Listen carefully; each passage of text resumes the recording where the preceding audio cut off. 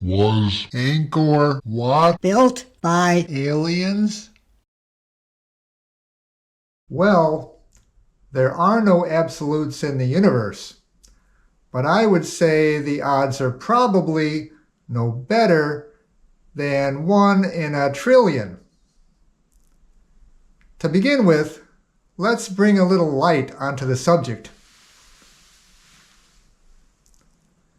That's better. Hello and welcome to Angkor. From all I have heard on the internet, the world is crawling with aliens, and extraterrestrials seem to be popping up everywhere. Good morning. Oh. Move along.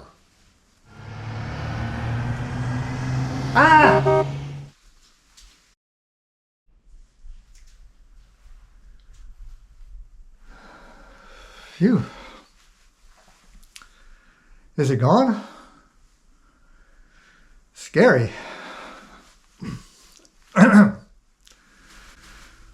Why they are supposedly here is the million-dollar question. But from historical accounts of close encounters dating back hundreds of years, they have apparently been around for quite some time. Are they friendly? If so, why are they so evasive? Maybe they are just shy, and we need to entice them to come down from the stars. But how do we do that? We can't go up to meet them because until recently, we humans have been pretty much stuck on the ground.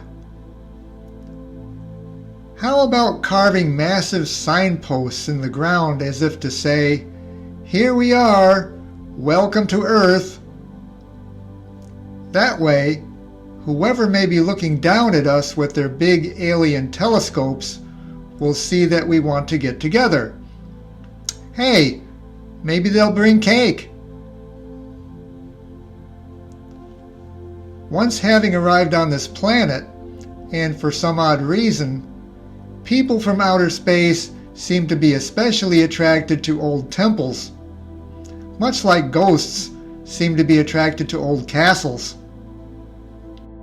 Perhaps as a result of this alien-temple relationship, ancient structures sometimes seem to have various strange and unusual features, such as overly massive or very precisely positioned stone blocks, peculiar designs, have either mysteriously or suddenly appeared, have questionable purpose or location, or have been considered as being too advanced for whatever human culture supposedly built them. Often ignoring or misinterpreting archaeological evidence, while offering no credible evidence to the contrary, fringe scientists seem unable to accept the fact that past native peoples could have had sufficient skill and knowledge to construct such monumental works of art. This sense of denial has led to somewhat dubious conjectures that our ancestors may have had assistance from otherworldly beings with advanced technology, such as lasers. But although I do not dismiss the possibility of extraterrestrial visitors to this planet, I do not think they would have much interest in holding the end of a pick and shovel. Ranging from South and Central America, at sites such as Palenque, Pumapuku, and Tiwanaku, to Easter Island, Africa and the pyramids of Egypt, Asia, and Indian temples such as Kailasa, Vitala, and Ramappa, Thailand's Hin Phi Mai, Cambodia's Angkor Wat, and Micronesia's Nan Madol.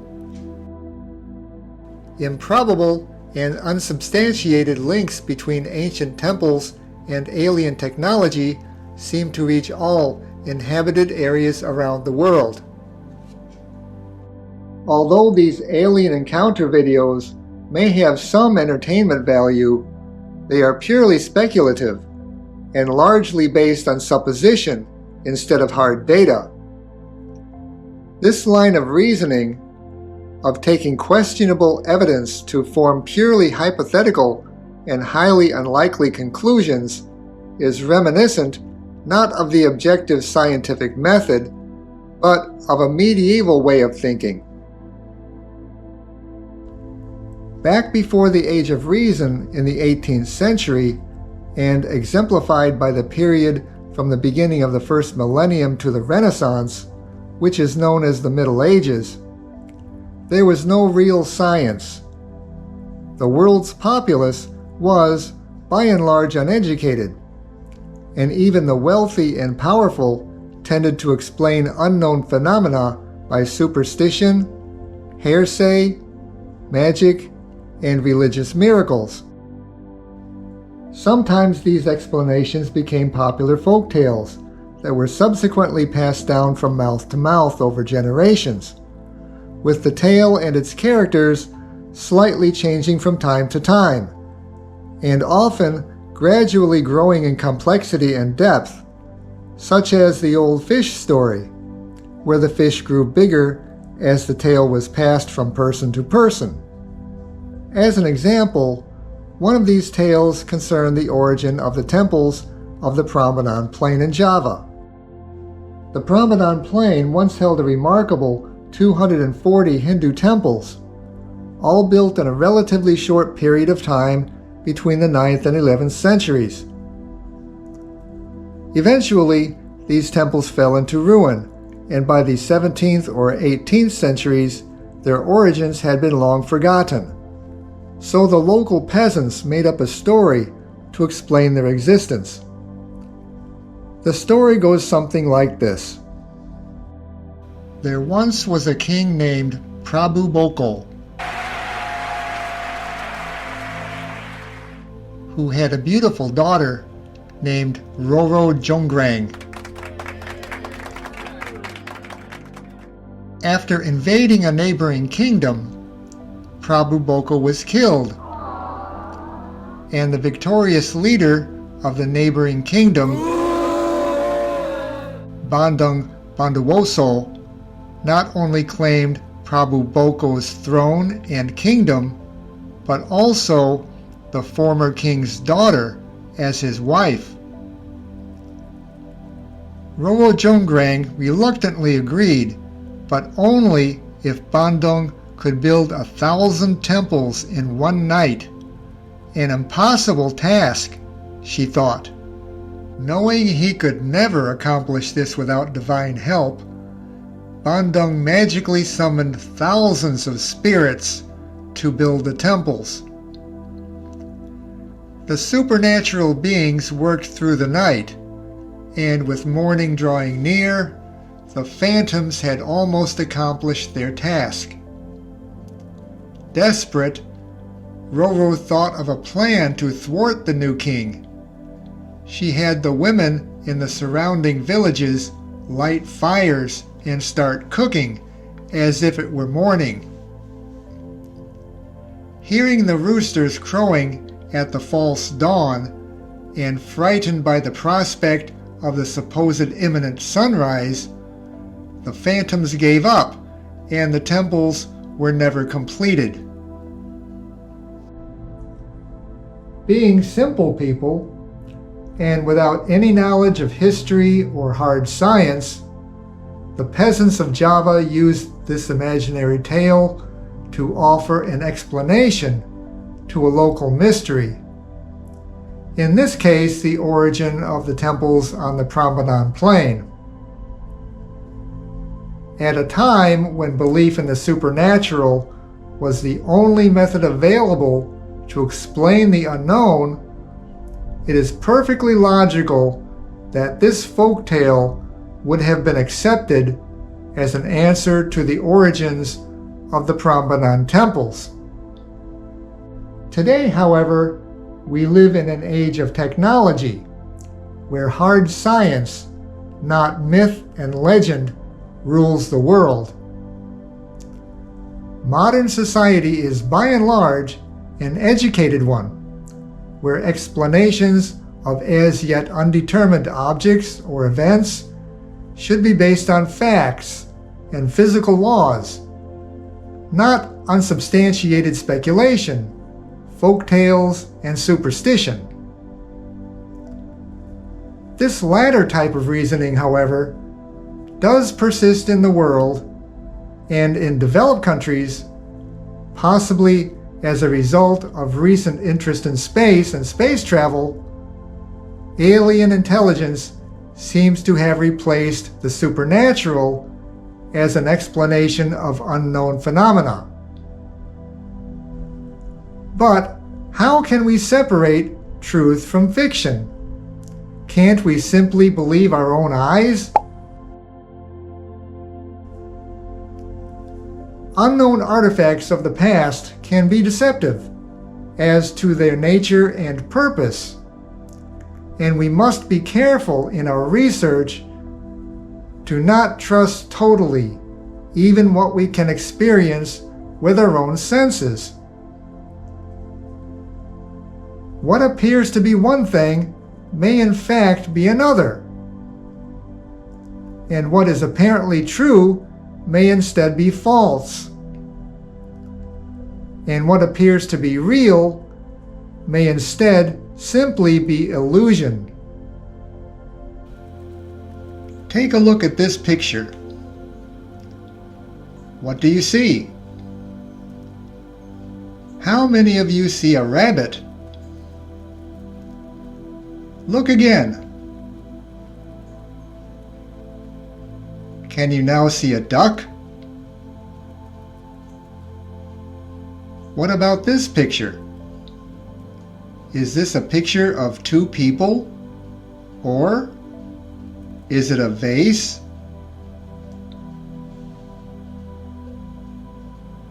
This picture, found on King Pacal's sarcophagus in Palenque, Mexico, has been thought by some pseudoscientists to be an ancient astronaut. But in actuality, in Mayan cosmology, it depicts his journey to the afterlife. Nearer to Angkor, this is a carving from Ta Prohm Temple. What do you think this looks like? A stegosaurus? Why? Because you have been conditioned to do so. You made the connection because you have previously seen pictures of dinosaurs, so you automatically associated this carving with a dinosaur, even though you know that dinosaurs did not exist 1,000 years ago. The Khmer often carved mythological beings on their temples, and this picture most likely depicts a mythological animal, which just happens to resemble a stegosaurus. Are you seeing a pattern here? When doing research, you can't always trust your own senses because they can be deceptive. One must instead rely on reason and logic. In olden days, people tended to associate any seemingly impossible or mysterious happening to gods, ghosts, or monsters. A lot of these mysterious goings-on seem to happen at night, when vision fails and imaginations soar.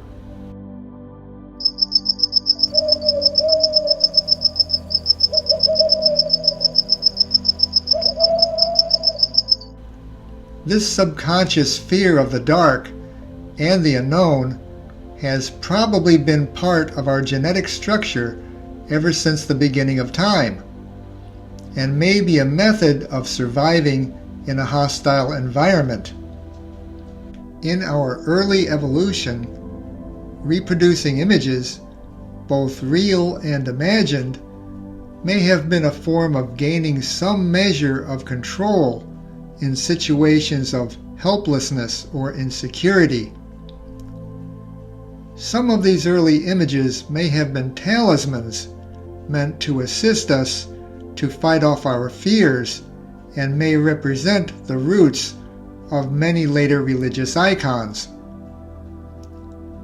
Though belief in and fear of the supernatural remains to this day, with our eyes and minds now trained to the stars, a new menace has entered our imaginations. An inferiority complex stemming from fears of alien technological superiority. So, if you look at it this way, we are actually not all that different in our way of thinking than our ancestors were thousands of years ago. Instead of the supernatural beings envisioned by the former uneducated masses, our technologically conditioned minds have instead substituted a more advanced race than ourselves.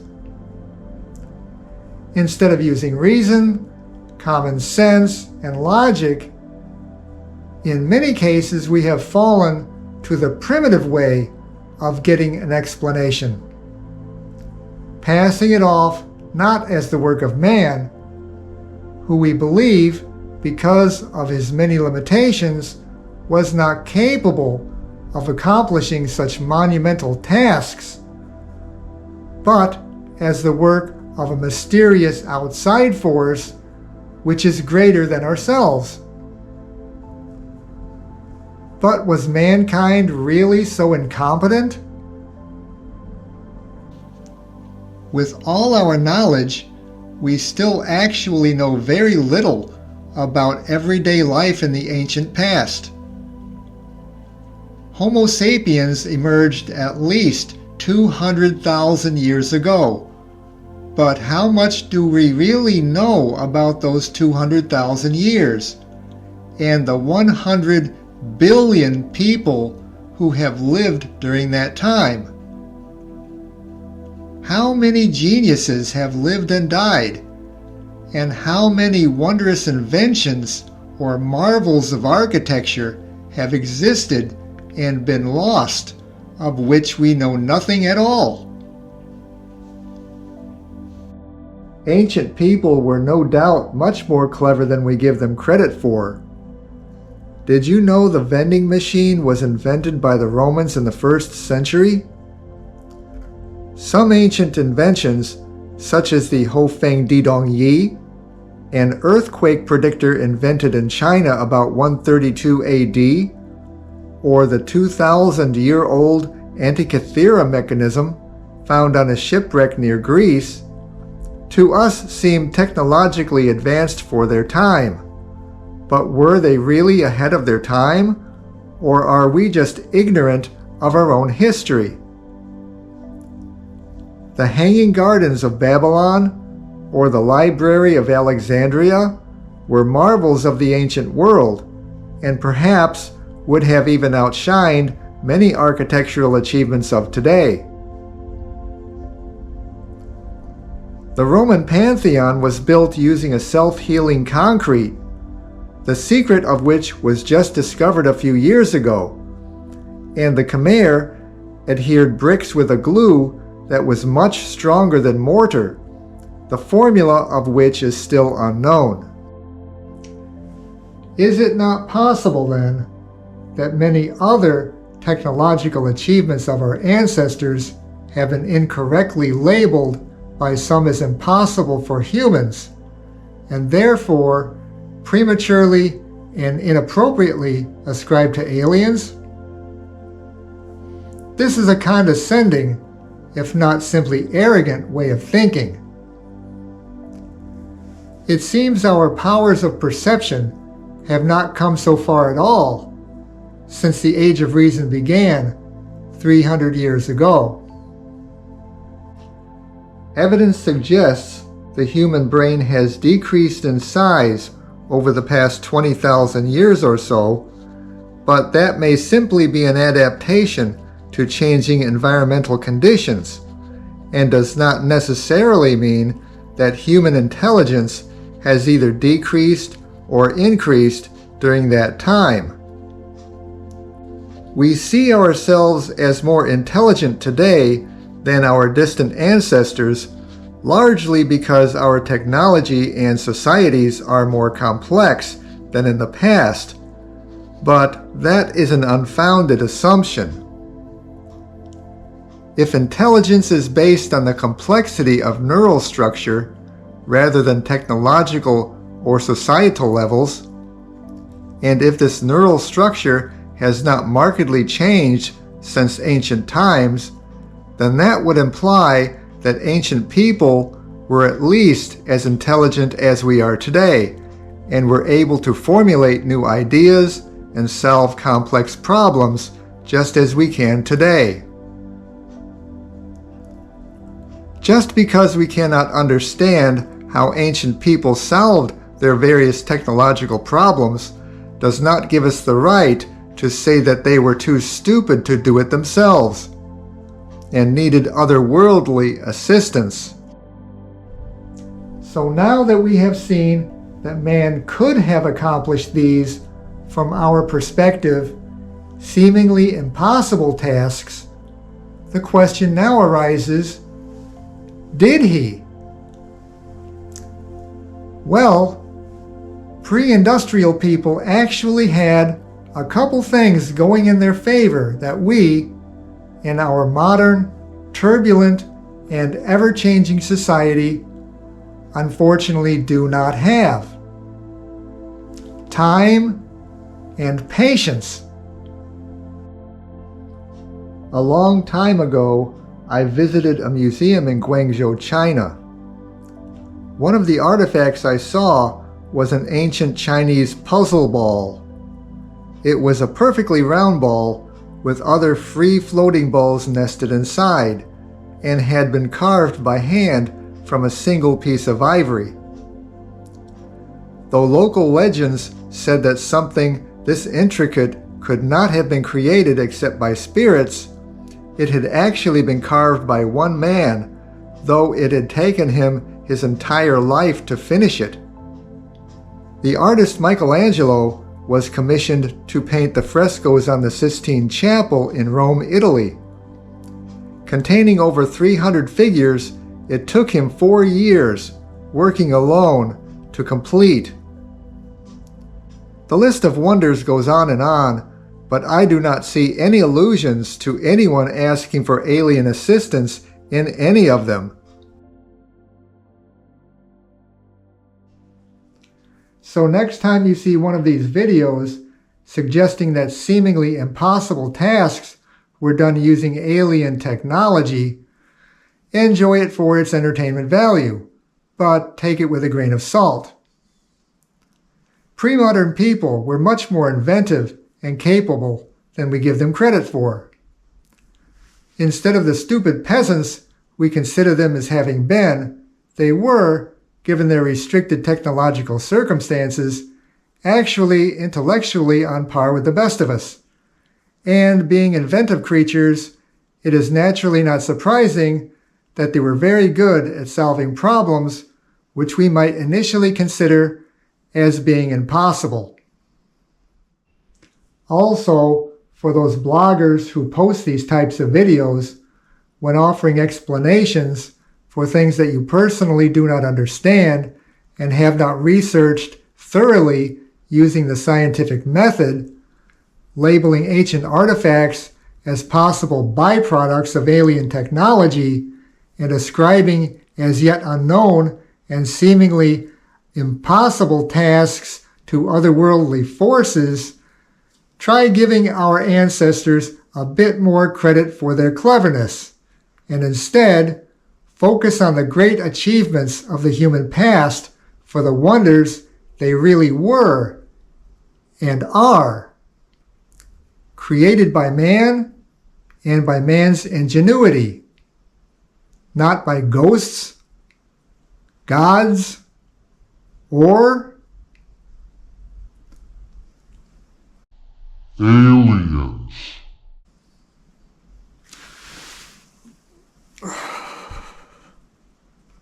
Ah!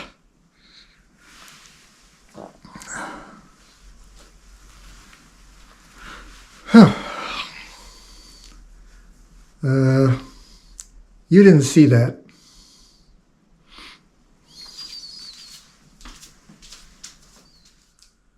Thanks for watching. Keep looking up. And remember, don't believe everything you see.